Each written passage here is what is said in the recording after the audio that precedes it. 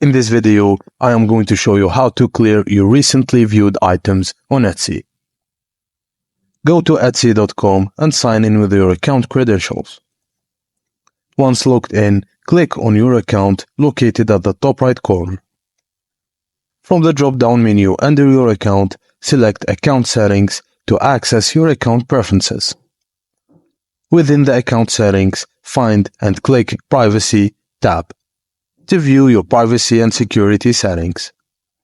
Look for the option that says Clear Recently Viewed Listings and click on it.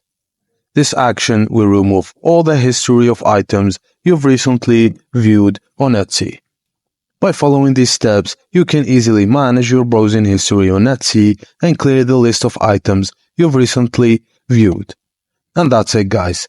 Thank you for watching, and please don't forget to like and subscribe for more.